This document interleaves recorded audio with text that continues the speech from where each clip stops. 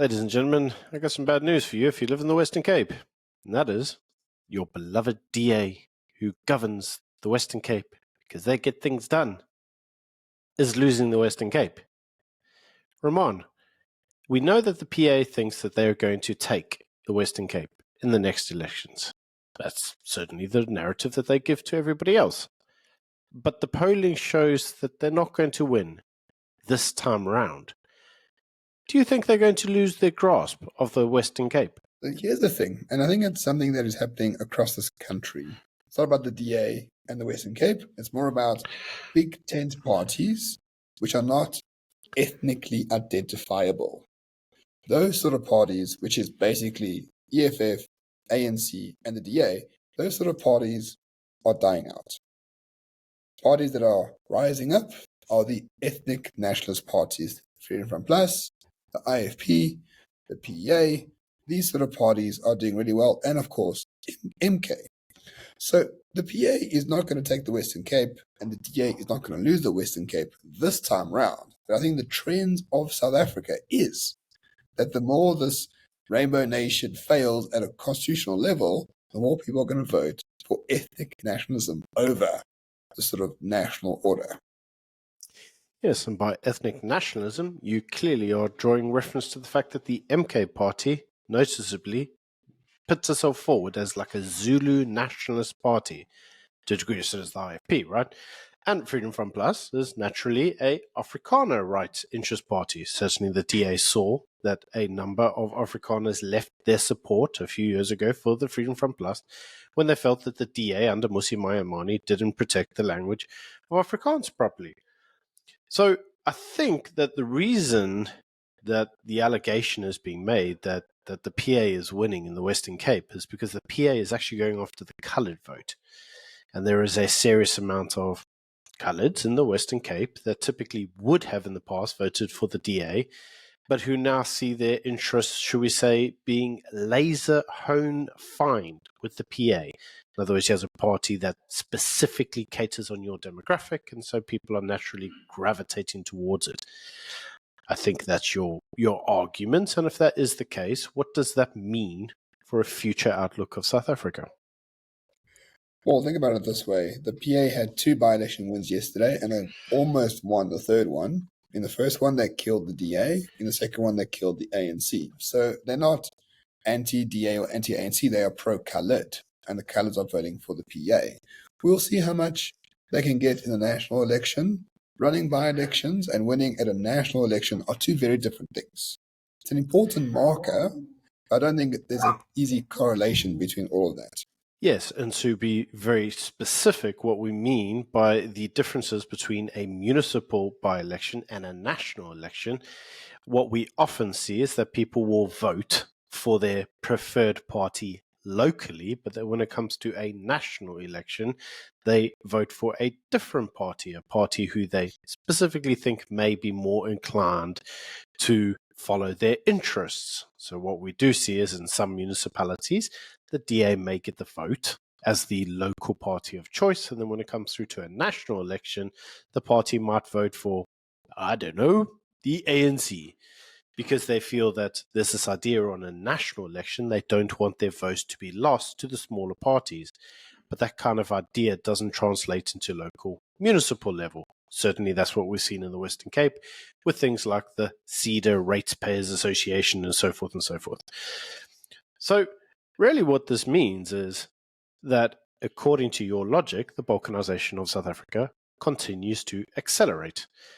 Does that not risk further demographic strife? Does that not mean that effectively we're becoming more racially aware? Well, the fact that we are becoming more racially aware. I mean, the only people who aren't racially aware are the whites in this country, right? Blacks have been racially aware since forever. Coloreds are now becoming racially aware because they've been screwed by the National Party and they've been screwed by the ANC. And depending on how well the PA does, maybe they have been screwed by the DA. That is yet to be found out. But people are starting to realize that what we have in South Africa is failed liberalism. You can't just bring a constitution from Canada full of Canadians and expect that constitution to work here. We are not liberals. in this country. If they were liberals, the ANC, or rather the DA, would be at 70% of the vote, but they're not. They're 20% of the vote. There's a reason for that. Why aren't people liberals? Well, because liberalism has never really been tried in this country for a very long time. So what is going on is that the failed liberalism of the Constitution is ensuring that people are going towards what they know best, which is their identity. Ethnic nationalism, therefore, becomes the political game of the day. The DA doesn't have any sort of ethnic nationalism built into it. Neither does the ANC, neither does the EFF. So we'll see. If the PA even takes 5% of the Western Cape vote, that's a lot. I think they'll take less. But that's 5% that wasn't there before. Next time it could be 15%, it could be 30%. In 20 years' time, the PA could run the Western Cape. If you ask them, it'll be 10 years. But that's what I'm looking at. These are the trends that I'm seeing right now. KZN doesn't give a shit about the Constitution. They want Zulus in charge of KZN through MK or IFP and vice versa. In Gauteng, it's more of a lottery because there is no strong ethnicity that dominates. But in places where there are strong ethnicities that dominate, those parties are going to do extremely well. Yes, and I suppose you could argue that because the Western Cape traditionally is made up of people from all shapes and sizes, that they are naturally inclined to a degree of more liberal ideas than in many other parts of the country. And that's why, as Morningstar, we like to shit on the Karen in the Western Cape. Because the Karen in the Western Cape is a character type of an individual who basically just moans about South Africa because it doesn't meet their expectations. There is no real expectations attached to a culture. It's just something they made up. And if it doesn't match their expectations, they move into Australia, by damn it. But with that being said, we don't typically see that of the Zulus, do we? And to a degree, we don't see that even with the causes. And so I think that probably leads rather succinctly to your idea that we are having a degree of national resurgence. But that nationalistic resurgence is specifically linked to the racial compositions of the people concerned, Zulus, causes, and so forth. But that almost has to bring back the other question, which is how does a unified South Africa stay unified if there's nothing to unify it? Well, it doesn't. It's unified through two things: coercion, which we had through apartheid, and economic growth, which we had through Mandela and Thabo Mbeki's reign.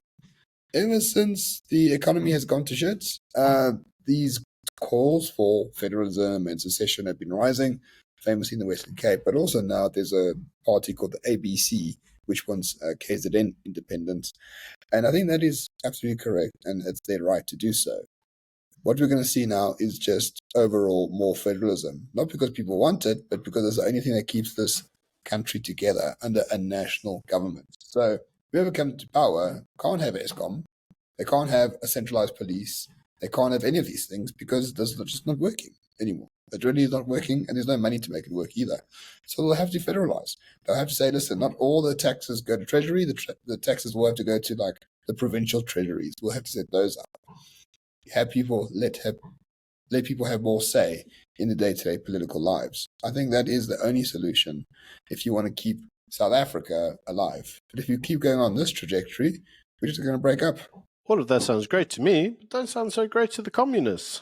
What do you think? I mean, how long does South Africa have left? I'm not a soothsayer or a prophet. I don't know. I'm just looking at the trends. Unless we have real economic growth within the next half a decade or to a decade, South Africa won't survive very long at all. It'll be a little bit like, my holiday in KZN that I had recently. You go to a place, there's a house, you're on the beach, there's really no one else around you, there's no real authority, but people get along. Someone was cleaning up the park, someone was tidying up the pothole, someone was repairing the speed bump. I don't know who these people are. I don't think these were paid by the Ratepayers Association rather than any municipality anywhere. There's no government around that you can see whatsoever, but there's still harmony, there's still peace, people get along. And yeah, I think that is the future of South Africa, assuming, of course, the national government keeps doing what it's doing, which is fucking things up.